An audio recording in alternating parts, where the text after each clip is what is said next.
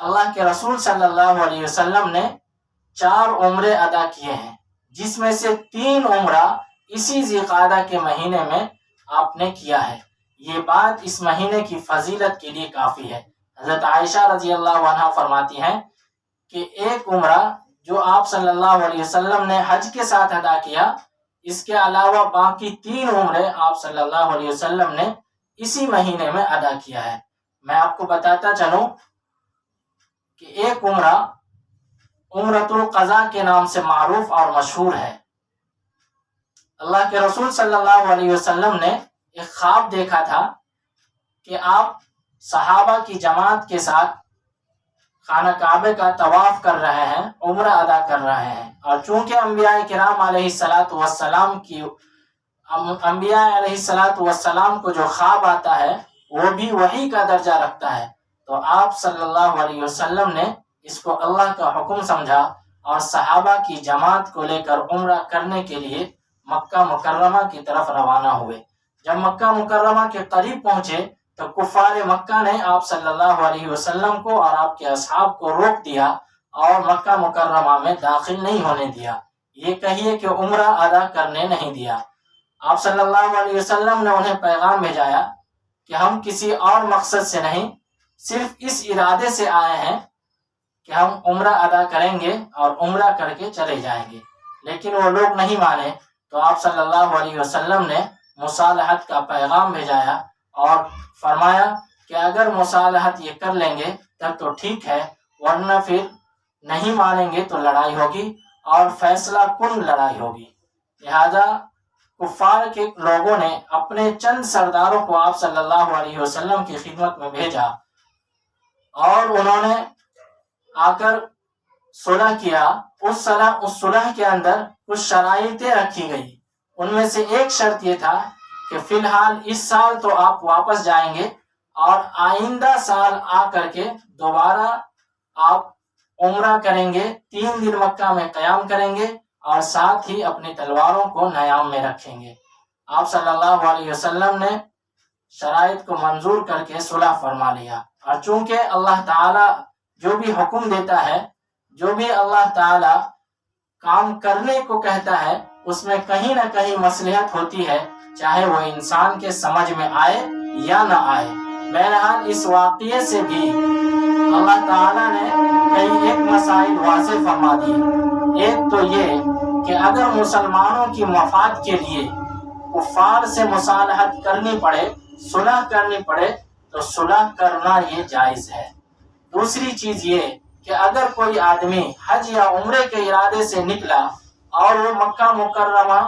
پہنچ گیا لیکن وہ حج اور عمرہ ادا نہیں کر سکتا ہے، یا اس کو ادا کرنے نہیں دیا جا رہا ہے، یا کوئی بھی ایسی رکاوٹ پیش آ گئی کہ وہ حج اور عمرہ ادا نہیں کر سکتا، تو پھر وہ کس طرح احرام کھولے گا اور کس طرح اپنے حج اور عمرے کو ادا کرے گا، اللہ تعالیٰ نے اس واقعے کے ذریعے سے بتا دیا۔ قرآن کریم میں آیت نازل ہوئی فَإِنْ أُحْصِرْتُمْ فَمَا اسْتَيْسَرَ مِنَ الْهَدْيِ، کہ اگر تمہیں روک دیا جائے تو پھر قربانی ادا کر کے اپنے احرام کو کھول دو، یعنی حلال ہو جاؤ۔ بہرحال آپ صلی اللہ علیہ وسلم اگلے سال آئے اور آپ نے عمرہ ادا کیا۔ چونکہ یہ عمرہ آپ صلی اللہ علیہ وسلم نے قضا ادا کیا تھا، اس لیے اس کا نام عمرۃ القضا رکھا گیا۔ اور دوسرا عمرہ آپ صلی اللہ علیہ وسلم نے فتح مکہ کے موقع پر کیا۔ جب مکہ فتح ہوا، آپ صلی اللہ علیہ وسلم غزوہ حنین سے واپس آنے کے بعد آپ نے دوسرا عمرہ ادا کیا۔ بہرحال آپ صلی اللہ علیہ وسلم نے 4 عمرے ادا کیے، جس میں سے ایک عمرہ حج کے ساتھ اور باقی 3 عمرہ آپ نے اسی مہینے کے اندر ادا کیا۔ اور یہ باتیں اس بات کو سمجھنے کے لیے کافی ہے کہ یہ مہینہ بھی فضیلت والا مہینہ ہے۔ رہی یہ بات کہ کوئی دن یا کوئی مہینہ یا کوئی ہفتہ منحوس ہے، تو ایسا کوئی خیال اسلام میں، دین میں نہیں ہے۔ یہ سارے کے سارے خیالات یہ جاہلانہ خیالات ہیں۔ جتنے بھی دن ہیں، جتنے بھی اوقات ہیں، وہ سارے کے سارے مبارک ہیں۔ یہ الگ بات ہے کہ کسی زمانے کو، کسی دن کو یا کسی وقت کو اللہ تعالیٰ اپنی طرف منسوب کر کے اس کو شرف عطا کر دیتا ہے، لیکن بذات خود کسی بھی دن کے اندر، کسی بھی مہینے کے اندر اور کسی بھی لمحات کے اندر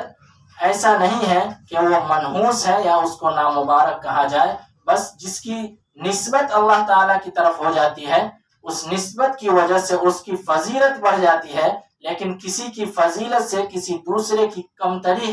ثابت نہیں ہوتی ہے، یہ بات ثابت نہیں ہوتی ہے کہ یہ دن یا یہ مہینہ منحوس ہے، بلکہ ہر گھڑی مبارک ہے، ہر دن مبارک ہے، اور جو منحوس یا نامبارک ہوتا ہے وہ ہمارے اعمال کی وجہ سے ہوتے ہیں۔ جس دن ہم نے نیک اعمال کر لیا، سمجھیے کہ وہ دن ہمارے لیے مبارک ہے۔ جس مہینے میں ہم نے نیک کام کیا وہ مہینہ ہمارے لیے مبارک ہے، اور جس گھڑی میں اور جس دن اور رات میں ہم نے گناہ کیا، جہاں پر ہم سے معصیت صادر ہو گئی، ہم نے گناہ کا ارتکاب کر لیا، تو وہ ہمارے لیے نامبارک ہے، وہ دن منحوس ہے۔ لیکن اگر ایسی کوئی بات نہیں ہے، اللہ تعالیٰ کی طرف ہم سے رجوع نہ ہو سکا، وہ دن منحوس ہے، لیکن ہم نے اللہ تعالیٰ کی طرف رجوع کیا، اللہ کے گھر میں ہم نے حاضری دی، ہم نے دوسرے نیک کام کیے، تو وہ سارے کے سارے اوقات ہمارے لیے نیک ہیں اور مبارک ہیں۔ لیکن کوئی گناہ اگر ہوتا ہے، کوئی منکرات ہم کرتے ہیں، تب وہ اس کی وجہ سے، یعنی ہمارے بد اعمال کی وجہ سے وہ دن نامبارک ہوتا ہے یا منحوس ہوتا ہے۔ لہٰذا ایسا خیال رکھنا کہ مہینہ منحوس ہے یا نامبارک ہے، یہ جاہلانہ خیال ہے، اور اس بنا پر شادی نہ کرنا اس مہینے میں، نکاح نہ کرنا اس مہینے میں، یا دیگر بھی کوئی اہم کام نہ کرنا اس بنا پر کہ اس مہینے کے اندر برکت نہیں ہے، کوئی خیر نہیں ہے، بھلائی سے مہینہ خالی ہے، تو یاد رکھ لیجئے اس کی اصلاح کی ضرورت ہے۔ ایسی کوئی بات، ایسا کوئی خیال شریعت میں نہیں ہے۔